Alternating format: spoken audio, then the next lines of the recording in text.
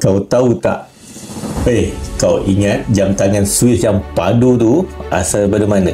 Jangan terkejut, jam mekanikal pertama kat dunia ciptaan orang Islam nama dia Al-Jazari, jurutera dari abad yang ke-12, tinggalkan wilayah Mesopotamia. Mesopotamia dia bukan dia reka jam, dia cipta robot automatik, dia cipta pam air, dia cipta sistem mesin yang kompleks. Zaman orang lain tengah kira bintang je tu masa tu. Salah satu ciptaan dia yang paling power, jam gajah.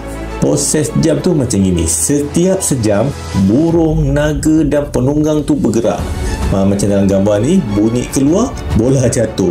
Semua guna sistem gear dan air. Zaman tu belum ada lagi jam detik-detik macam sekarang ni, tapi dia pakai konsep escapement mechanism, sistem asas dalam jam moden.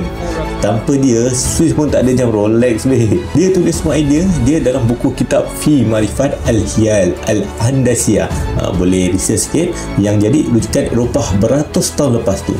Ilmu dia jalan jauh dari Mosul sampai London. Hari ni, replika jam gajah dia ada kat Museum of Islamic Art di Doha. Kau boleh tengoklah kalau ada pergi Doha. Dan UNESCO iktiraf ciptaan dia sebagai antara permulaan era robotik. Jadi jam tangan korang macam mana pula tu? Baru tahu kan asal-usul jam Swiss daripada mana? Okey, kalau korang berminat dengan cerita ni, boleh share, save dan like di button di tepi ni. Okey, ciao.